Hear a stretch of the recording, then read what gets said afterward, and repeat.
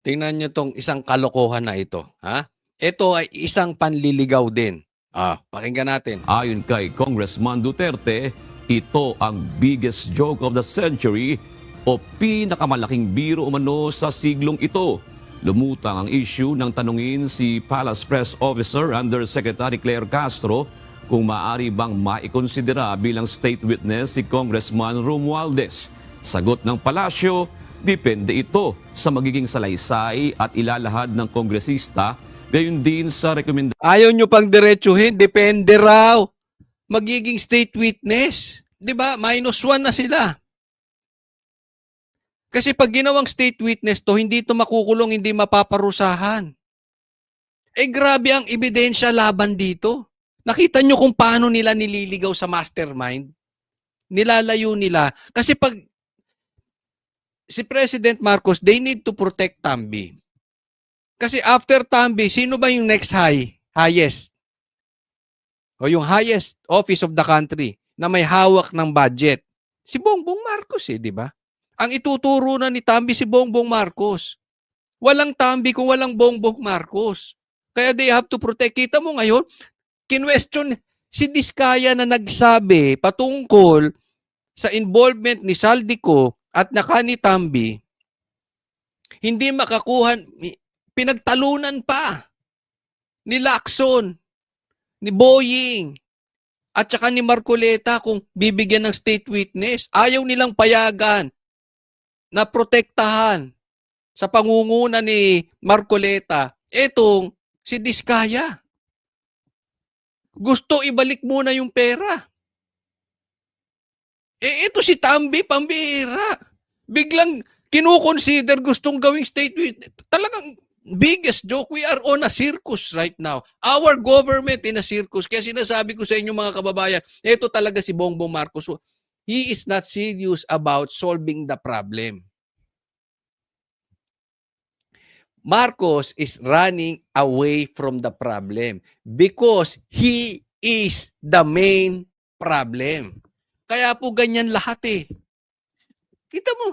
Kita mo kung paano nila ginagago mga Pilipino.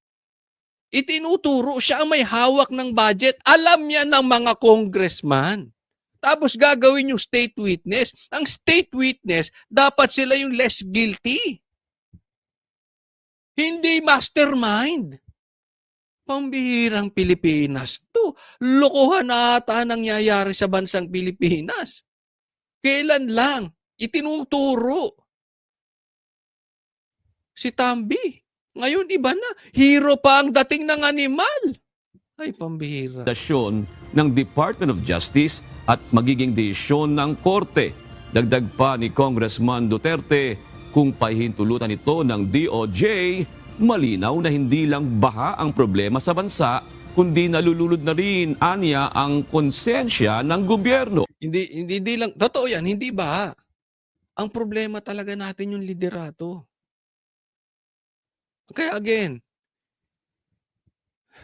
hindi lang DOJ, Kong Pulong. Sino bang galing sa DOJ? Di si Boying. Hawakan niya na rin yung ombudsman. 'Di ba? Instead na yung ombudsman hinahabol si Tambi, hahabulin ba ni Boying yan si Tambi? O diligtas na siya doon. Gagawin pang state witness. Papinayagan talaga to ng wala na talaga. Philippines, magising na po tayo. I want to talk to dun sa Yellow Pink na kayo ay talagang disillusion kayo. Kasi nagagamit ang puwersa ng Yellow Pink to protect the mastermind. Dahil lang sa ayaw nilang makaupo si VP Sara. Kayong mga Yellow Pink na nag-iisip, ginagamit na kayo. Matindi na po ito. Siguro naman hindi kayo bobo. Alam nyo kung saan galing ang nakawan. Saan ka makakakita ng may kaso, biglang magiging ombudsman? Saan ka naman makikita ang itinuturong mastermind? Gagawing state witness. Again, tama si Pulong, this is a big joke. Samantala, isang panibagong plot twist naman para kay Senador Amy Marcos ang tungkol sa napapabalita na posibilidad na gawing state witness si Congressman Martin Romualdez sa issue ng maanumalyang flood control projects. Panibagong script po yan. Parang Korean telenovela, bagong plot twist. Wag muna tayong lumundag. Panibagong plot twist, wag munang lumundag. Hindi ko alam kung anong ibig sabihin dito ni Amy. Pero isa lang ang nakikita kong plot twist dito. Yung mastermind gagawing hero para hindi maturo yung hari. Ganun lang yan. Or, pag protected na si Tambi, magsasalita na siya about Bongbong Marcos. Yan dalawa lang yan. But I doubt kung ituturo niya si Bongbong Marcos. I doubt. Wala akong tiwala dyan kay Tambi. Tingnan nyo tong next. Ito, pakinggan natin yung buong interview ni Amy para maganda po kasi sinabi niya hindi lang patungkol sa plot twist. Sa usapan tungkol sa pagiging state witness ni Martin Romualdez. Ano ba naman sila, yung mga dapat state witness, hindi yung pinaka-guilty? Ano ba naman yan? Ano, kita mo? Isipin mo, hindi abogado alam yun. That is basic. Kahit grade 2 ka, siguro alam mo na yan. Hindi mo kailangan maging abogado. Or siguro first year high school, first year college of law, alam mo na yan.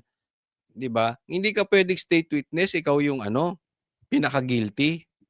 Talaga naman na tinutumbok ng sangkatutak na ebidensya na sa Kongreso nagmula ang iba't ibang kalokohan. Kaya Ito talagang napapaisip. Si Amy, alam yung kabulastugan ni Tambi. Yung kapatid niyang presidente hindi alam? Niloloko niyo ba kami? Yung anak mo na congressman na nasa kasama ni Tambi, hindi alam yung pinaggagawa ng tiyuhin niya? Samantalang, alam ni Amy? Hindi ba kayo nagtataka? Ito ay malawakang takipan. Kaya naman, Amy, I think it's about time you call out for the resignation of your brother. Kasi naniniwala ako, alam mo ang totoo. Alam mo ang patungkol sa sinabi ni PRRD kung siya nga ay bangag or hindi. Alam namin kung totoo, alam namin na alam mo kung totoo na isa sa mastermind yung kapatid mo. Total, tumutulong ka na lang. Totohanin mo na. Wag lang for political purposes. Diba? Hindi po pwedeng alam nung isa, hindi alam nung isa. Ano yun? Kalukuhan naman ata yan. kinakailangan suriin natin maigi, pambihira naman, magbibidabidahan pa ngayon. Na may mensahe kayo sa ICI. Sorry? Mensahe niyo sa ICI. Ay, hindi ako nakikialam dyan, independent daw sila. Yung ICI, ayaw ng televised na investigasyon. Tingnan mong kalukuhan. Tapos, biglang lalabas si Tambi as state witness. Yung dapat iniimbestigahan, yung dapat ay mastermind, iniimbestigahan ng pasikreto ng ICI. Paglabas, state witness na ang pinagsasabi. Ma'am, si Romualdez, willing daw siya na i-publicize yung kanyang SALN kung utusan siya ng ICI. Wala namang problema yung SALN. Ang tanong, totoo ba yun? Yun ang tanong doon. Ha? Oo. Yung SALN, okay yan kung totoo. Di ba? Ang dali ipapangalan. Yung kapitbahay nga namin biglang yumaman, sobrang yaman. Ha? Parang kasing yaman agad na magtataka ka baka yung iba, tinatapon-tapunan ng 'di ba? Alam naman natin 'yan, yung bahay, yung papangalan sa kung kani-kanino, 'di ba? Totoo bang yun lang? Ma'am, what do you think is the reason behind bakit umarap siya sa ICI? Anong nakikita niyo dito? Hindi ko alam. Sa tingin niyo, Panibagong script po yan. Parang Korean telenovela, bagong plot twist, wag muna tayong lumundag. Eto yan. Bakit mapapansin nyo? Bakit may clear?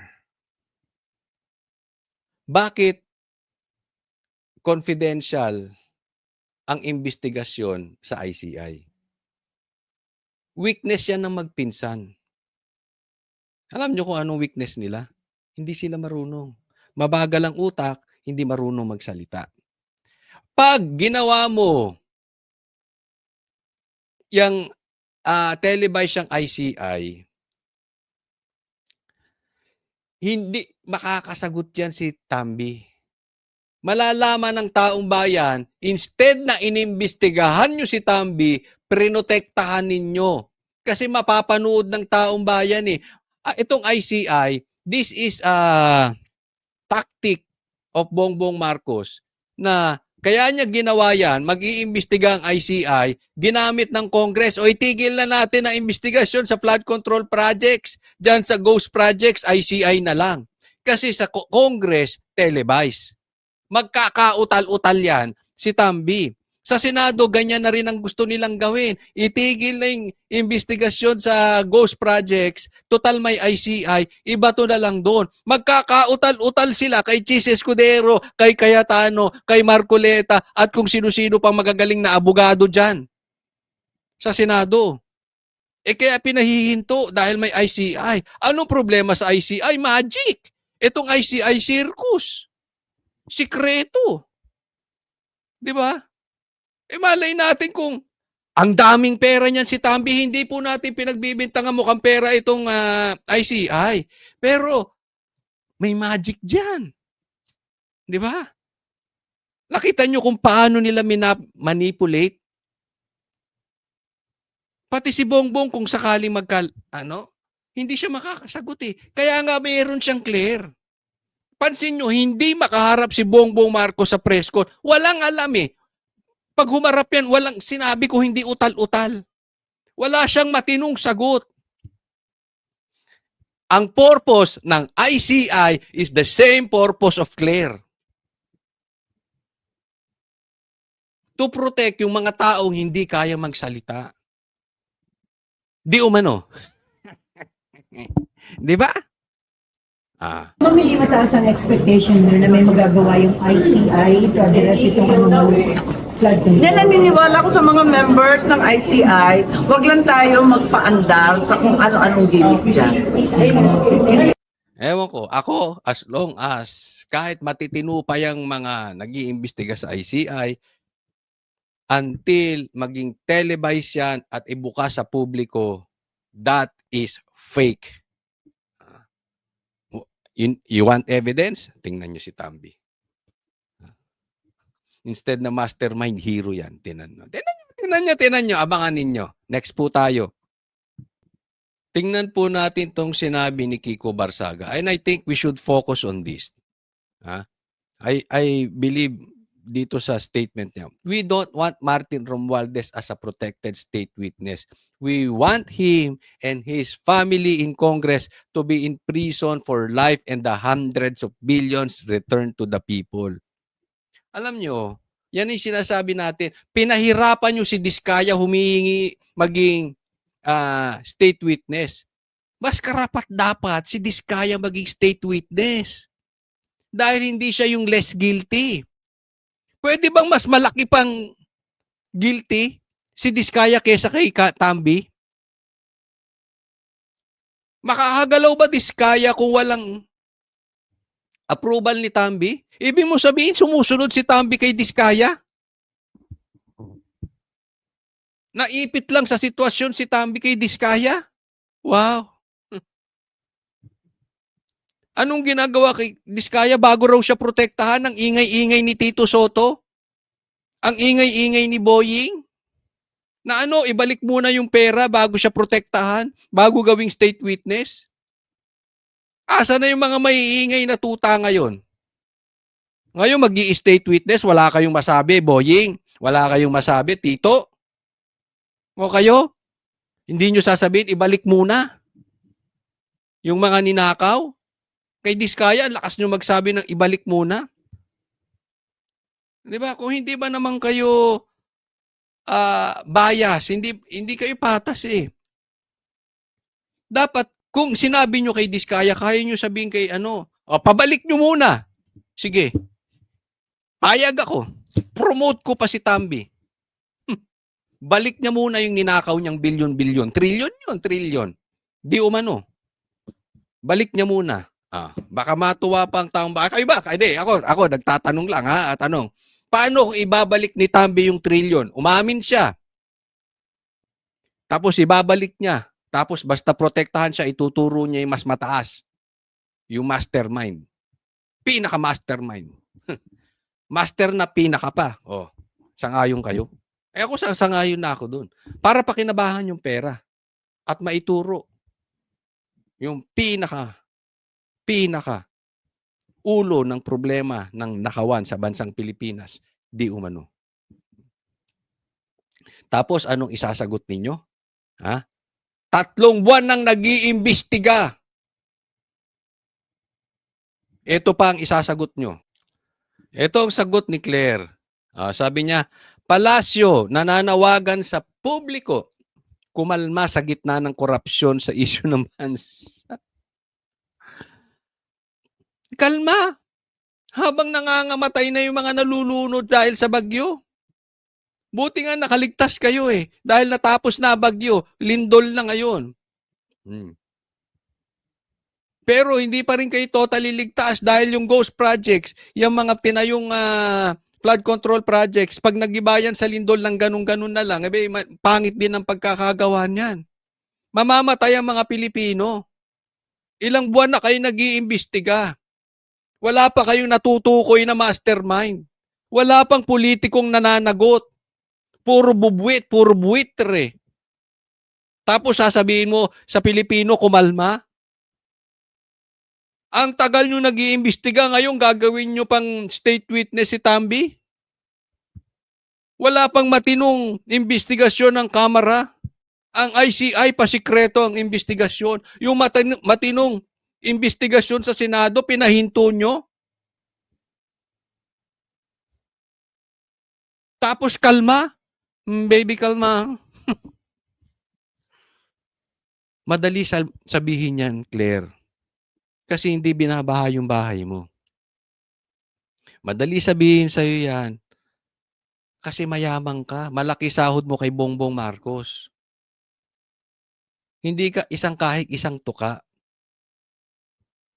Sabihin mo yan doon sa mga nanggugutom dahil ninakawan ng pera ng mga politiko. Napakawalang puso nyo.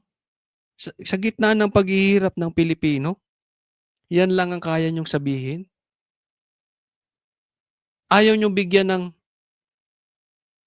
solusyon. Ito ang nangyayari sa bansa. Malapit nang matumbok ang mastermind. Yung ganun ba? Yung excited ka, gumising ka na bukasan. Kasi ako ganyan paggising ko eh. Tapos magdasal-dasal konti, basa konti-konti. Pasok na ako sa balita. Yung excited ka ba na? Malapit nang matumbok ang mastermind. Pambira, iba yung nababasa. Yung mastermind naging state witness. Wala bang excitement na sa mga Pilipino na meron tayong patutunguhan yung malapit nang matumbok at masusolusyonan na yung problema sa korupsyon? Magsasalita ka ng kalma. Wala kang puso talaga, Claire. Sa bagay, malaki nakita mo kay Bongbong Marcos eh. Itong maanghang na sinabi ni BP Sara ito. Gusto kong bigyan ng komentaryo. Napaka-importante nito sa kalagayan ng bansa natin ngayon. Baka pwede niyo pong sagutin yung sinasabi ng iba, especially Congresswoman De Lima saying that you're a brat. You would like to address that comment of her po? Oo.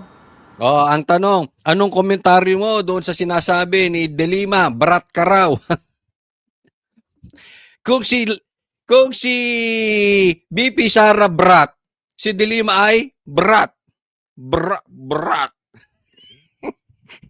Ilagay niya sa comment section. Di ba? Pambira. Hoy, De Lima, dahan-dahan ka sa pagsasalita mo ng brat. Baka madagdagan ng letrang U. U. Maging ulitin natin kung sabay-sabay all together now. Kung si Sara Brat, si Laila De Lima ay blank. Tuloy-tuloy. Kasi Yes. hindi ka nga daw po sumipot sa budget. Oo. Ang administration, Ayan, yan. Ito sundan ninyo. Napaka-importante na ito. and that is led by Malacanang Palace, Si Bongbong Marcos sa ang panguna. Makabayan, ang Akbayan, ang Simula kay Bongbong Marcos, papunta sa Makabayan at Akbayan. Ito ba talaga Makabayan, puro sila bayan-bayan, talaga ba para sa taong bayan o para sa komunista? Nagtatanong lang tayo. Wala tayong hindi natin sila pinagbibintangang komunista. Para ba talaga sila sa bayan o para sa bulsa? Itong Akbayan, Makabayan. members of the Liberal Party, Nako, Liberal Party alam na natin 'yan. yung mga pink and yellow. Nako, Pinklawan. Oo. So may ano 'yan And sabihin na lang natin yung sixth category, all others. Meron yan silang narrative about Inday Sara. Kung napapansin nyo, paulit-ulit lang yan na sinasabi nila. Kung ano yung, at pansinin nyo din, kung ano yung lumalabas sa bibig ng Malacanang Palace, susunod yung kanilang online service providers sa news. Nako, pati media tinamaan. Kung ano sinabi ng Malacanang, yung kanilang online service providers sa news, mainstream media. Whether it be fake news, bloggers, totoong news. Yung totoong news, mainstream media. Mainstream media, pakilagay po sa comment section. Sino ang mga tuta ni Bongbong Marcos na mainstream media? Mukhang alam nyo na. Or trolling, pare-pareho yung narrative nila. At pansinin nyo, lahat ng lumabas na mga articles, isa lang yan. Sinasabi nila, number 1, pro-China. Mhm. Number 2, brat. Mhm. Number 3, Lucaret, crazy. At Impeachment. number 4, Impeachment. nakalimutan ko yung isa. Ano yung isa, ma'am? Paulit-ulit lang. Ay, impeachment. Confidential funds. Kaya impeachment. Confidential funds. Sila eh. At confidential fund. Yan. Okay, ang sinasabi dito ni VP Sara ito. Ito, sa Malacanang, parang may group chat. Ang nandiyan dyan sa group chat, parang Makabayan, Akbayan, Liberal, Pinklawan, and others. No. Kaya nga dito sa sinasabi ni VP Sara, dinediretso na. Yung mga galit dati kay Bongbong Marcos, ngayon kinakain na yung tae ni Bongbong Marcos. Bakit? Isinuka na nila yan si Bongbong Marcos eh. Itinain na nga nila yan. Tinawag pa nilang magnanakaw yan, diktador yan, pamilyang yan, corrupt, etc., etc. Pero ngayon, ang command nanggagaling sa Malacanang.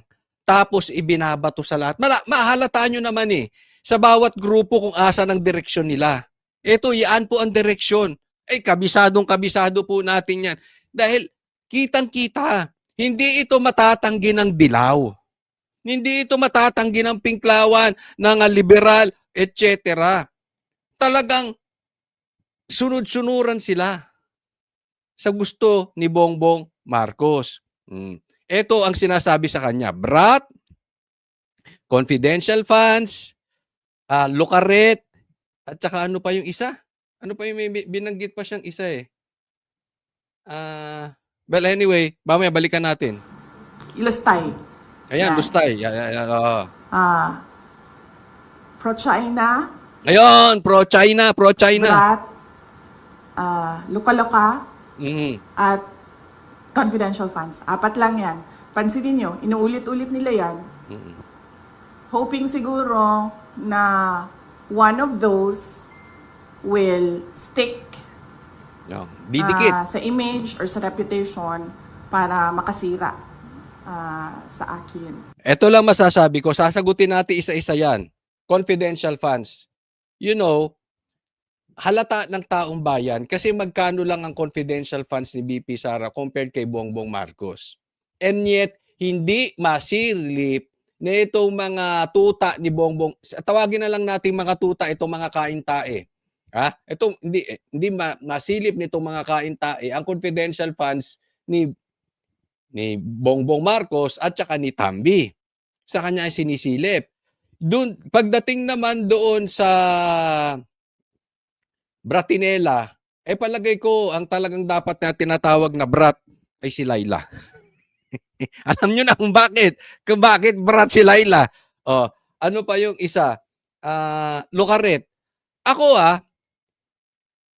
palagay ko makaka-relate dito ang taong bayan. I really don't care kung Lucaret si BP Sara or hindi. That is not issue for me. Kasi may mga bagay-bagay na basta hindi apektado trabaho, walang problema.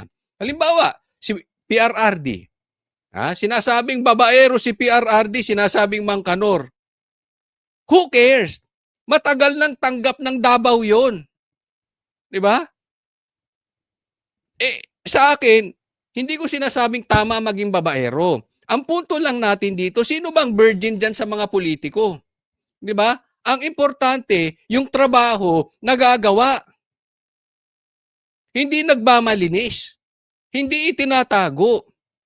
Di ba? Kung ayaan ay personalidad ni Sara na Lucaret, wala namang perpekto. Sino ba ang perpekto? Si De Lima. Sige nga, ilagay nyo anong sakit niyan si De Lima. Si Bongbong Marcos, anong sakit niyan? Di ba? Si Tambi, anong sakit niyan? Ang tanong, yung weaknesses ba ng mga taong ito, apektado? Halimbawa, ang sakit mo, pera, magnanakaw ka. May mahirap yun. Ang sakit mo, adik ka. May mahirap yun. Di ba? Pero kung ang sakit mo, babaero, basta huwag ka manggahasa. Hindi ka gumagawa ng illegal. Kaya hindi, pansinin nyo, yung mga binabato kay BP Sara, hindi dumidikit. Di ba? Pero, isang salita lang niya ng Tambi, dikit hanggang ngayon. Pagsabi ni PRRD na si Bongbong Marcos bangag, dikit hanggang ngayon. Bakit? Hindi niya kayang patunayan na hindi siya bangag. Hindi, takot siya sa drug test. Yun po yung sinasabi. Bakit? Alam niyo kung bakit dumidikit dun sa tao? May katotohanan. At the same time, affected yung pamumuhay ng mga Pilipino. Yun yung kaya dikit. So, hindi ako nagtataka na magsasabi ng ganyan si Leila de Lima. Yung word na brat, ginagamit nila. Hindi, ako, sa akin lang. Ito, payo ko sa'yo, De Lima. Tawagin mo na siguro ng kahit ano si BP Sara, pero wag lang brat. Kasi baka madagdagan ng letra, babalik sa'yo. Pwede mo na lang sabihin, spoiled. Yan. Medyo malayo. Di ba? Ano pa ba? Wag na rin Bratinela kasi iba rin pag nadagdagan. Alam mo naman yan, De Lima, pambihira ka. Isip ka ng ibang tawag. Yung tatawag mo kay BP Sara, hindi babalik sa'yo kasi bumabalik sa'yo eh. Lagi yan. And more than that, hindi naman kasi parent ang House of Representatives for them to say kailangan disiplinahin ang Vice President. Yun ang matindi doon eh. Etong Congress gustong disiplinahin si Sara sa pamagitan ng budget. Mga ungas.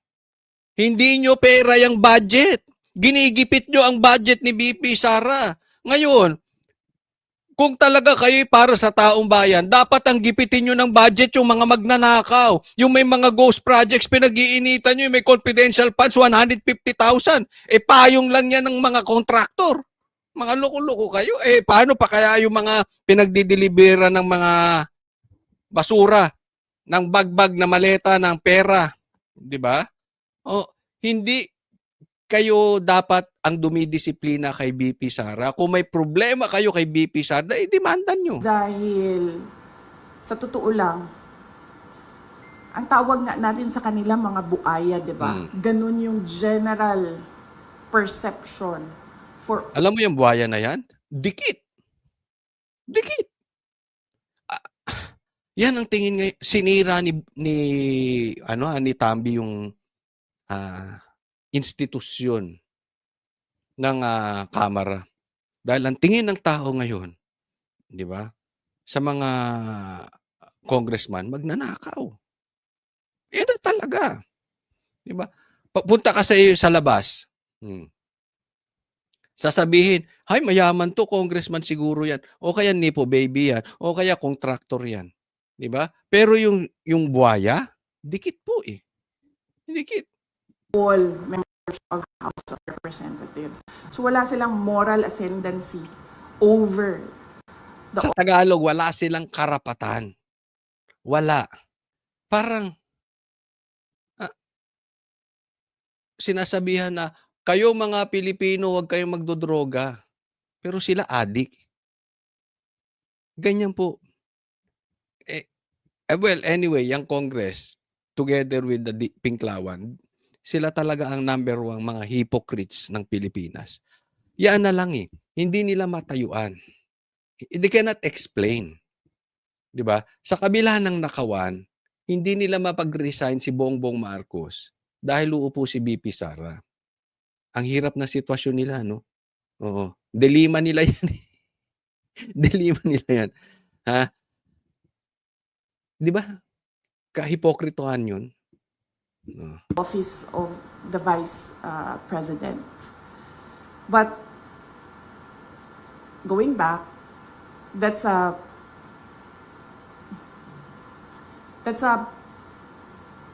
messaging narrative of anti-Duterte.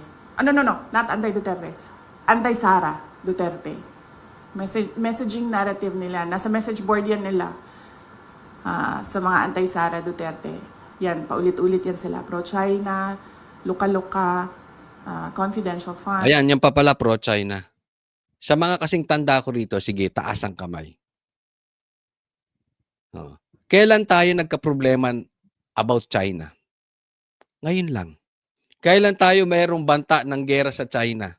Ngayon lang. Sa tanda natin, sa tagal natin sa mundo, wala tayong kinatakutan na gera.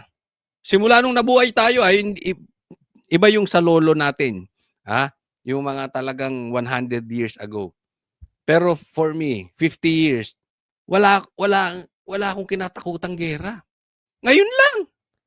Bigla tayo may away sa China. Pambihira, di ba? Kasi idinidikit kay Sara, kaya lang hindi dumidikit eh. At brat.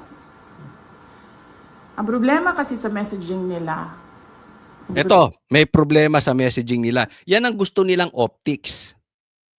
Pag-iisipin ko kayo. May problema doon sa messaging nila.